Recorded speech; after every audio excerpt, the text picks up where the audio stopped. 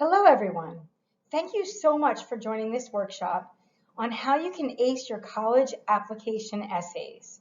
I am so excited that you've taken this opportunity to dive into what will be a very exciting and very busy year for you. And hopefully I can ease a little bit of your stress and pain. My name is Donna St.Germain. I've been in corporate communications for almost 30 years. About 2 years ago, I decided to leave the corporate world and become an entrepreneur. So in addition to helping companies build their brand and messaging for employees and journalists, as well as investors, I am passionate about helping our youth be better communicators themselves. And this workshop has really been a passion project of mine. To really excite college students about not that they have to write college essays, but they get to write college essays. They get to talk about who they are and what's important to them and why they're a great fit for a specific college community. So today we're going to go through a few slides and talk a little bit about how you can create your personal brand. What are the keys and successes to writing winning college essays, tailoring your messages, and then also taking the opportunity to make great first impressions. So I would be more than happy to take your questions at the end. So keep a little list of them and we'll definitely have time for Q&A afterwards. So first, let's talk a little bit about creating your brand. This is so exciting.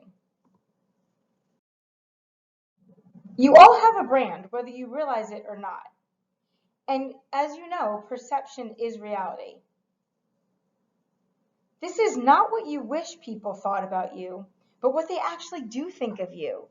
And you've probably been creating a brand without knowing it all these years.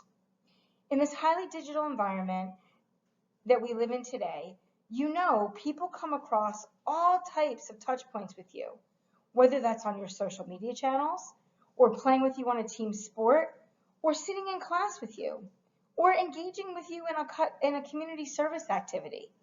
These are all things that you're consciously or unconsciously doing to build a brand of who you are and people's interpretation of that. And what we want to do is paint you in the best possible light.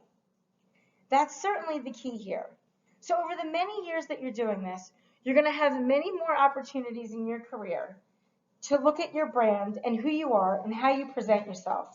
So I would encourage you to always take a step back and think about those things and realize that that perception does precede you wherever you go. But most importantly, it's what sets you apart from everyone else.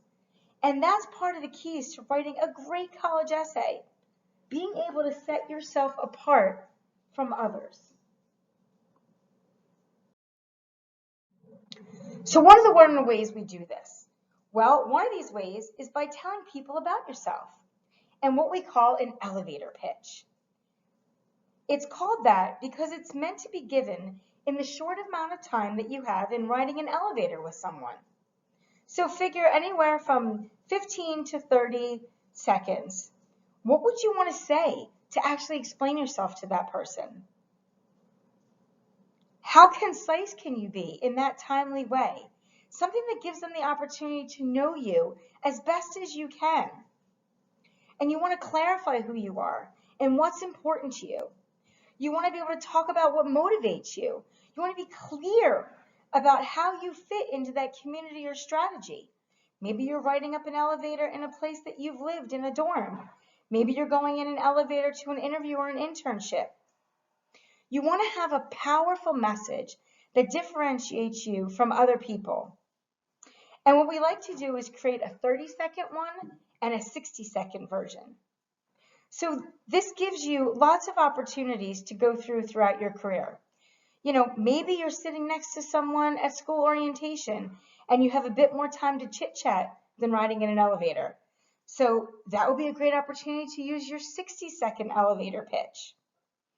Maybe you're on a business trip and there's somebody sitting right next to you. And on that 6-hour flight, the conversation opens with, "Hey, what's your name? Why are you flying to San Francisco? What do you do? Take this opportunity to step into your brand. What do you want that person to know about you? What is your promise? Your brand is who you are. It's your competencies. It's your reliability. It's your diligence. It's what you're passionate about. And that's what you want to be able to convey. Throughout this presentation and through the handouts that you'll receive afterwards, you'll have plenty of opportunities to delve into that and think about those questions for yourself. But really, you want to get to the point about how do you want to portray yourself? Ultimately, that's what all this comes down to.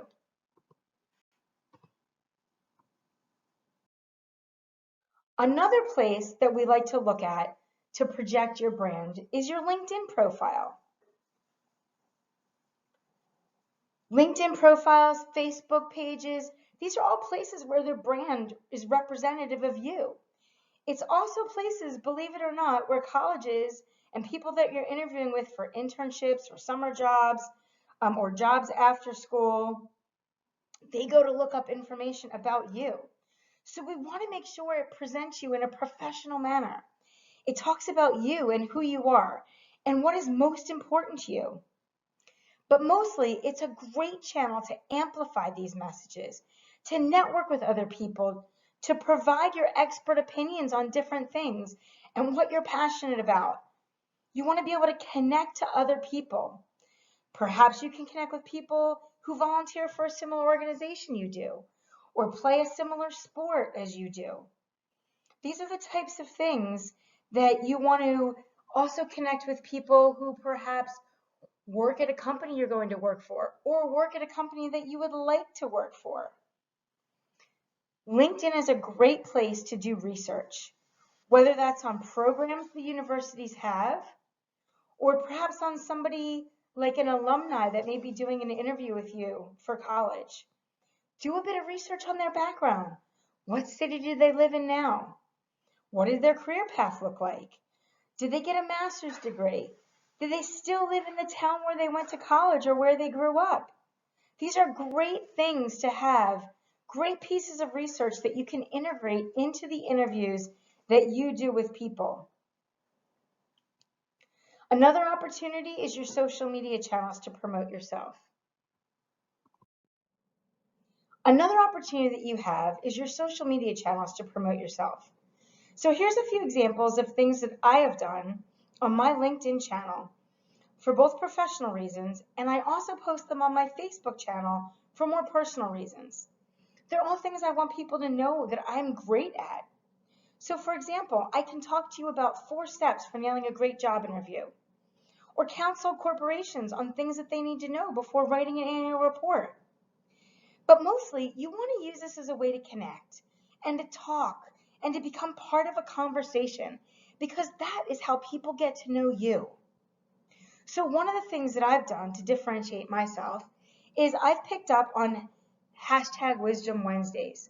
There's a ton of things like this out there. There's Tuesday tips.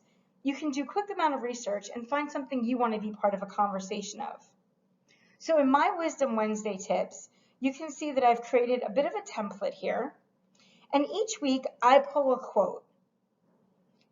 And then I write a lead into it about how it moved me, why I related to it, why I was thinking about it, why I was passionate about it, or something I learned from it. Perhaps it's something that challenged me to think about things in different ways. You can do this at any age. You can do this today.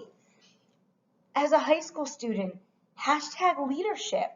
And if you're on a team sport as a captain, you can talk about what that's like. Or if you're on your school's yearbook committee, you can talk about what it's like to work in a group. You can post 5 tips to make sure all voices are heard in group projects. These are literally things that you innately know, and you can spin off the top of your head. But after taking just a little bit of time to think about them, you can make them part of a conversation and start to build your brand presence. Things that people are going to be able to associate with you now, as well as in your future career. And promoting your skills and expertise is such an important thing. LinkedIn says that 80% of their members use it as a professional networking opportunity throughout their whole career. And I've personally seen this as like absolutely true and key. I can tell you that after working for 30 years, every single job that I've gotten has been through my professional network. Now, whether that was through an association I was part of, or somebody I connected with, or somebody else knew that connected me, it all is about the power of your network. It's literally limitless as well as priceless. LinkedIn says that 40% of its users go on the channel every single day. So it's a great place for you to pop in and know what's going on. You can follow admissions directors at colleges. You can follow professors that you'd love to be taught from. You can follow alumni organizations. All these things are great places for you not only to connect and see what people are talking about, but also to be able to do research.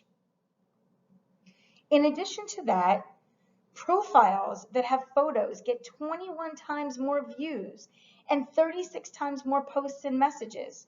So that's a great way to just increase your visibility. And finally, LinkedIn's algorithm actually prioritizes any multimedia posts, so with photos and videos. Images get 2 times more comments, and videos actually receive 5 times more comments. So, I'm sure you're all on social media channels, you're doing Facebook's lives, you're tweeting. So I would really encourage you to continue to do these things. Leverage this as a great opportunity.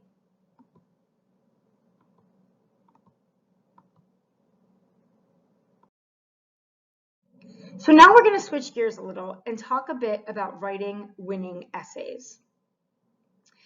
As I said before, you don't have to do this. You get to do this.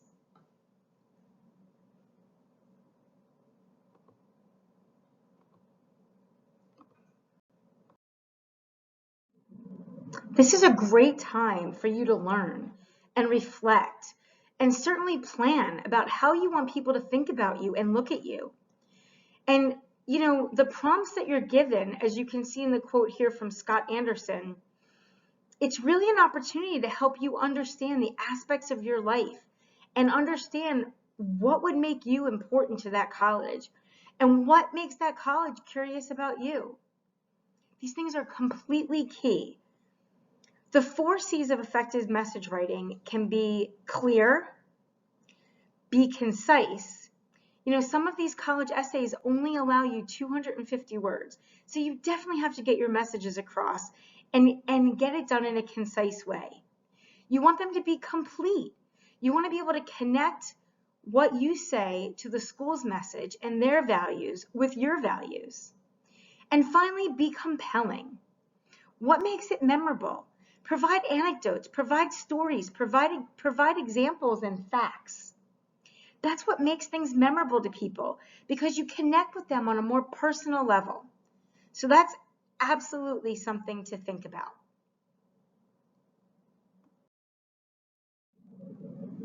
So let's take a minute and look over what are the common application essay prompts. These are the ones that were posted for the 2022-2023 academic year. You can see here, clearly read them on your own, or you can Google them as well. But the common app essay problems generally fall into several categories.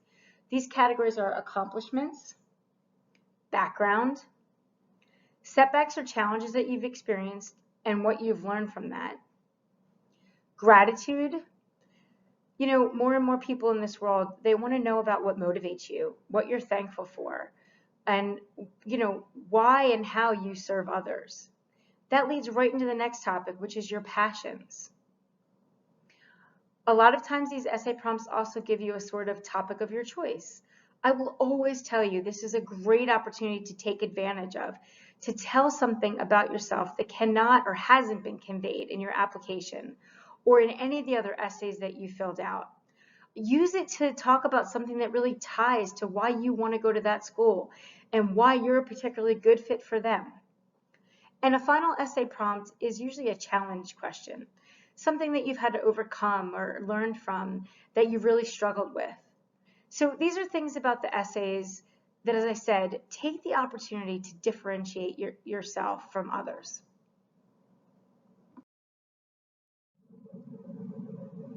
So now let's look at some individual university application essays. There's a few examples here of schools highlighted in orange, and you can see that they tie right back into those topics that we just talked about for the common essay application. These universities want to know about, what's your purpose? What matters to you? How you see yourself contributing to their campus life. Talking about a time where you were out of your comfort zone and how you responded to that and how you got through it. Or describing a particular experience or participation that you had that really just, brought you to life or made you look at something totally differently. They also want you to share, your diverse thoughts.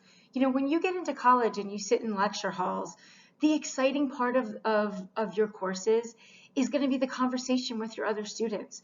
It's going to be talking about your differences of opinions, whether that's political or social or religious or just about the topic of, that particular lecture, and finding the common ground and being able to express yourself and also hear and understand other people's opinions and maybe find that cross-section of where there's some commonality. That's the exciting part about being in college, and that's sort of like the thrill and that you want to be able to bring into these essays so that the person reading it realizes that you'll be able to partake in that conversation as well. It also gives you an opportunity to display your critical reasoning skills, push you beyond your traditional thoughts and thinking, and really look at the common, ground for everyone else. So again, you can look these over on your own. I just wanted to provide a few examples for you to give you some thought in advance. So now let's move on to how do you create a personal connection.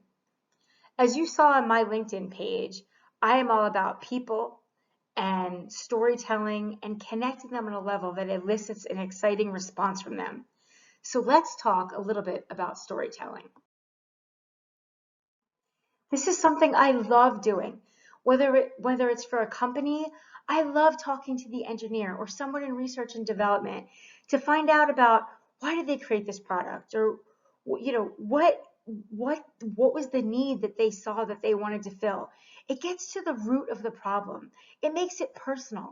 When someone talks to you about something they did because it empowered somebody else or made somebody else's life easier, or honestly just solved a problem or process that they thought was way too complex than it needed to be, that's where you elicit emotion. That's where you get the excitement. That's where you get a memorable response from whoever you're talking to or whatever interviewer you're with or whoever's reading your essay. So you want to be able to make your writing authentic and personal. That's why it's really important to choose a topic that is personal and meaning to you. It is so much easier to write about something that you know about from personal experience. If you have to research something that you don't have a personal connection to, what you write comes off as very cold. And that's not what we want in these essays. You want to be able to take this prompt and use your critical thinking skills. Show admission officers that you have a genuine story to tell. You want to make it compelling. Demonstrate a truth about you. Again, you want to be able to take time to reflect on these essays. Make it something personal you can share. Describe something that you learned or how it changed you. That's how it leaps off the page to your reader. At the end of the day, we're all human. We all make mistakes. These things make our stories relatable. So don't be afraid to be a little vulnerable. Don't be afraid to self-assess. It isn't seen as a sign of weakness. It's actually seen as a sign of strength that you can take a step back and critique yourself and learn from that. So when you write about events, we all have milestones. We all have catalysts for positive change. Make sure you include the before, the during, and the after. That gets to these aha moments that are really going to move the needle. Now let's talk a little bit about tailoring essays for specific universities. As you can see here, there's a sample essay that I've worked on with a previous student. What's in black is what they sent me, and what's in red is obviously my edits. So I wanted to look at the ways you can take a basic statement and apply it to different colleges. You can reuse these statements, but you can also then tailor them to make them more meaningful, and they come off as way more personable and certainly not cold. So you can see in this first example here, which is from Boston College, this particular student sent me a little bit of a background answering this question about making the world better for the future. And, I challenge them to go back and integrate things about the university and about themselves. So you can see here with a quick internet search on BC's page, I was able to find information about this volunteer and service learning center as one of the examples that BC can provide. And just simply mentioning that in this essay shows the reader that the student knows something specific about BC and also specific about something that they might want to get involved in the community. The other edit you can see here is the student mentioned that, there's so much that they could do. And I really push them to give examples. There's a ton of things that you've probably already done, even on a small scale, that made positive change. Any of those things are great to include here. And if you look at the second example, this is a question that came from Boston University and about what excited them about the school. So in this particular case, the student mentioned that it would be, an honor to attend BC. And, in conversations with them, they were applying to a specific business school. And so I said to them, let's go back. Let's look at what BC says differentiates them, which you'll see quoted here, literally in quotes in this person's edited essay, about a place where we're all connected by difference. And then they were able to go back and add to this essay what makes that particular school of business different from other places as well. Again, it's personalized. Let's take a look at another essay. This one is meant to elicit an emotional response. So the paragraphs on the left is what this particular student gave me in their first draft, and the paragraph is on the right of what we collectively edited and came to resolution on. If you look at the first paragraph, the person really talks about, how they could see themselves wandering down the beach and staring at the Charles River and imagining, their studies in personal growth. That's a great generic sentence. You could use it for several schools. And that's a great one maybe to write in the beginning. But then as you're looking at tailoring it and really grabbing some emotion from the person reading it, we talked about what was it about that beach in the Charles River that made that person really feel like BU could be a great place for them. And it was the fact that they find water calming. They find sitting at the beach relaxing. And so we were able to add into this that BU has a unique location. Yet, they're in this very busy financial city in Boston, but yet they have a campus that has this wonderful place that they can go where it's peaceful and tranquil and take advantage of nature. So we were able to customize this. Looking at the second paragraph, again, there's nothing wrong with the sentence this person wrote, talking about the great internship opportunities and prestigious business programs and being able to become the best possible person they could be. But let's take it one step further. Let's not miss that opportunity to really make a connection and tailor that response to that essay to that university, which, as we know, is something that that reader is passionate about. So, I said to the student, what about BU is unique for you? And they were explaining to me that one of the things that caught their attention in the business school was you actually start taking classes in your major in your very first semester. Unlike other schools, you don't have to wait and take core classes for the first 2 years and then take classes in your major the second 2 years. And the student believed it was a really big benefit to be able to have those foundational business classes, principles of management, principles of marketing, from day one, so they could be applied throughout their whole education. And this was a really unique way they felt to help the students connect the dots throughout their education, throughout internships. So, as you can see, I hope you'd agree that this really made this essay jump a bit more off the page. So, what I would challenge you to do is, Talk to other students, have conversations with your parents, with your peers, with your coaches, like myself. What is it that you want to pull? It's so exciting to be able to find that little nugget of information that sparks an emotional response in you and will therefore come through on the page when like somebody at the university is reading this. It also is a great way to differentiate your essay from someone else's. It helps you talk a little bit more about why you're a fit for the university and why they're a great fit for you. So now we're going to talk a little bit about first impressions. I am sure every one of your parents has told you that you have one chance to make a first impression. And that's very, very, very true. But the thing is, we also want to make that first impression memorable. We want to make it positive. So let's look at a few statistics here.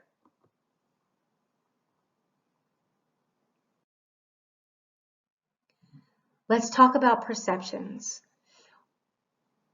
What statistics have shown us is that only 7% of what you say is compelling content to your listener. The rest of it is all nonverbal communication skills. 38% of it is how your voice sounds, how you come across. So like, for example, when I normally give a presentation over Zoom, or if I'm on a phone call with somebody, when I'm not on video, I stand up. I do that especially when I'm in a room by myself. Why? Well, because, my shoulders roll back a little bit more. I stand up a little more straight. When you speak from your diaphragm and you project your voice more. I smile. Believe it or not, when you smile and you talk, it actually impacts the tonality of your voice, and that comes across in how the listener hears what you're saying and sort of feels the emotion that you're talking behind. The other thing about standing is before you do any presentation, before you go into an interview, before you talk to somebody important, what I encourage you to do is ground yourself. So how do you do this? So we call this the Superman pose. You stand up, you put your hands on your hips, you take a moment and take a few deep breaths and remind yourself that you're smart enough, you have this, you're prepared, you're ready, you're the right fit for this college, you're going to get this internship. Whatever those things are, if you watch Grey's Anatomy, you see the surgeons do that frequently before their surgery. So again, I would absolutely ground yourself before anything important. The other thing that this does is it ties into the nonverbal communication of how you look and visually communicate, yourself. 55% of that is that nonverbal cue that creates a perception for the person that you're speaking with. So, you want to be able to use hand gestures. You want to be able to show facial expressions. You want to be able to use your fingers for emphasis. If you say, someone's asked you a question, you say, I have a great idea for that. I have 3 points to make. And use your fingers and point to them and say, number 1, number 2, number 3. It lets them know that there's more coming. It lets them know where you're at and what you want to talk about. You also want to think about using your hand gestures and knowing that your audience sees them opposite as you do. So let's say you're talking about your career and it went from, knowing absolutely nothing to, raising your hand upward. I would do that with my right hand and I would make a motion like this, but you as the viewer, it's opposite. So I need to actually do that with my left hand and move it from the right side of my body to the upper left side of my body in order for it to be the right way for you. The same is true when you're looking at the past and the present and the future. So these are a few things for you just to remember. Now let's take one step further and look at making an impression on college tours or in interviews or in videos that you're going to do. This is the opportunity to differentiate yourself. It's an opportunity to reveal more of who you are, what motivates you, and why you're enthusiastic to attend this school. For the school, it's a way for them to get to know you a little further and add some color to your essay and your application. Listen, I would encourage you, engage in conversation. Go to these meetings prepared with a list of questions. And remember, you are interviewing them as much as they are interviewing you. So some interviews are purely informational. And, they'll call them informational and optional. And this just gives you an opportunity to learn more about the school. For example, Cornell does this and Colby does this.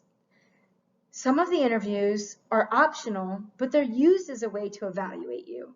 In the cases of like Northwestern, Duke, Swarthmore. How colleges use interviews can easily be found on their websites and through your admissions process materials as well.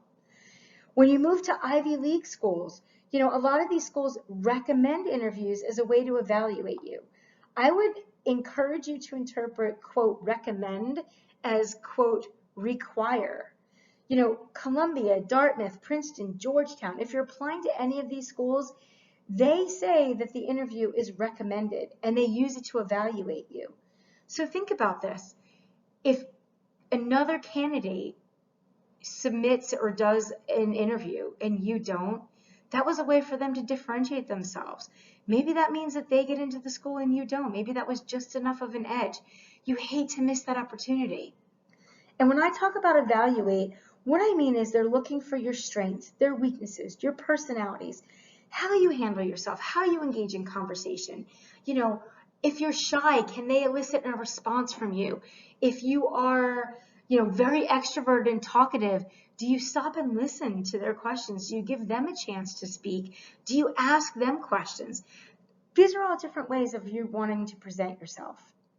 And then there's some schools like Brown University that actually ask you to submit a video portfolio. So all of the same things apply. And schools will tell you that almost every school will say that any report from an interviewer almost always helps your candidacy to get into that school. So again, don't miss the opportunity. A couple quick tips on doing these. First, the visual. You want to dress for success. You want to smile. You want to introduce yourself. I just had an experience this past week. My son's going into a new middle school for 7th grade, and he had an opportunity to sort of tour the school on his own, walk the classrooms, figure out where his class is, get familiar with the layout. And so we did this, and a lot of the teachers were in their classrooms getting things set up, and they invited us. They said, "Hey, come on in." My son totally missed the opportunity to introduce himself. Like he should have walked up to them and put out his hand and said, "Hi, this is my name, and I'm so excited to have you as a history teacher. I can't wait to have history first period. I think that's a great way to start my day." Ask them something about how long they've been teaching or comment on something in the classroom. It would have been a great way for him to be that much more memorable when he met those teachers and then on his first day, they would have had a little bit of a connection and known a little bit more about each other. Whenever you do these things, you want to be early, not just on time. You also want to put away your phone. Especially if you're on a tour, don't have your phone out. Don't be multitasking. I certainly would hope none of you would have your phone out during an interview. Put it on mute. And if you are on a tour and want to take a photo, I would encourage you to ask your tour guide first if you can take photos. And then after you take the photo, put it away. If any of these interviews are virtual, understand that those are really not casual. Like the virtual interview, approach it the same way you approach an in-person interview. Prepare for it, dress for it. The idea here is that these things are meant to serve a common goal. You want to see if you're the right fit for the university, and they want to see if they're the right fit for you. The final comment that I'll say about this is do your research, right? Research the school you're applying to. Research what's important to them. Research maybe new news that they've had or awards that students have won or, some great scholarship program or engineering competition that took place. And also, if you are doing an interview with an alumni, look them up on LinkedIn, right? Like see if they're in the same career that they started from their undergraduate degree. See if they've changed careers, see their career path, see if they've gone on to get an advanced degree, see if they're still living in the same town that they went to school in. All those things are great opportunities and ways for you to connect with them during your interview.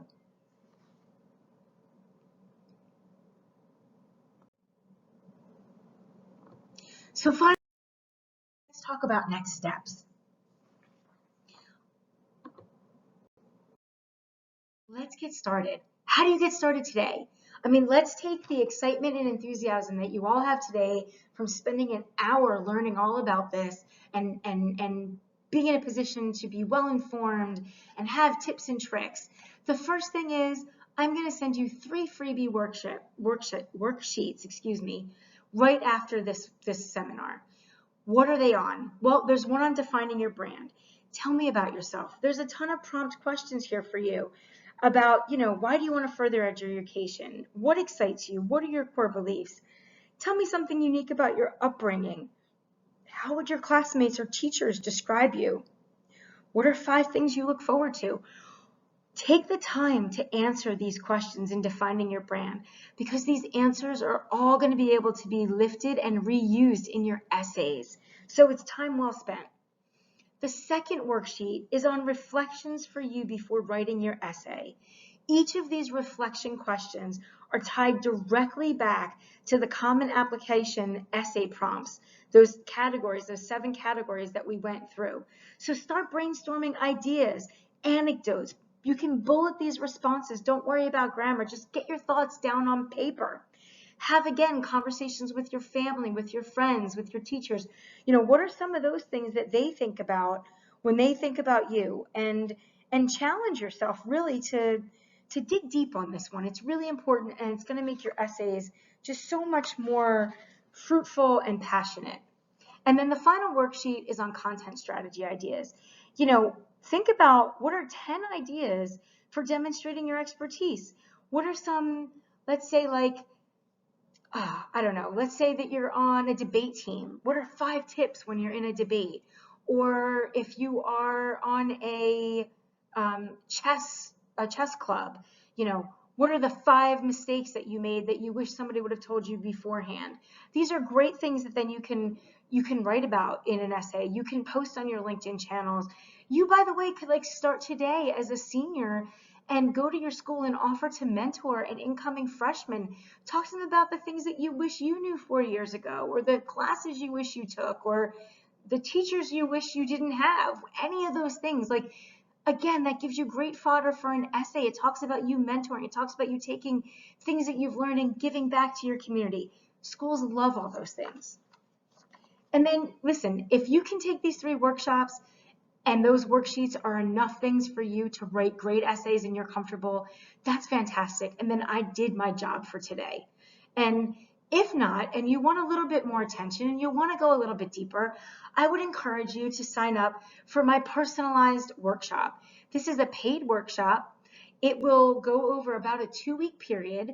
There'll be one workshop that runs Mondays and Wednesdays evenings for 2 weeks. So 4 total sessions, and there'll be another one that runs for 3 Saturdays. The class sizes are small. It's only 10 students. You're going to get 6 hours of class education, and then you're going to get 4 hours of one-on-one coaching with me, including essay writing and me giving you edits to your essays as well, and then we can have discussions about that. What we're going to focus on is creating stories to reuse in multiple essays, finding that magic T, that intersection between you and the university, talking about what you bring to the table and why that college is the right fit. At the end of this workshop, imagine this, at the end of 2 weeks, you are going to have 2 to 3 completed college essays, edited and ready to literally just cut, paste, and send on an application. So let me leave you with a final thought. Whatever you do today, whatever that is, whether it's, playing with a sibling, going to a sporting event where you're competing against others, working on something for school, building a club that you're running, do that with the confidence of being a superhero. Do it with the power of that 4-year-old deep inside of you that used to run around in a superhero t-shirt and homemade cape, believing they were a superstar, because you are a superstar. You are the best promoter of your own brand, and you are going to find the absolute perfect right fit for you. And so with that, You have my email, you have my phone number. I am more than happy to take any of your questions.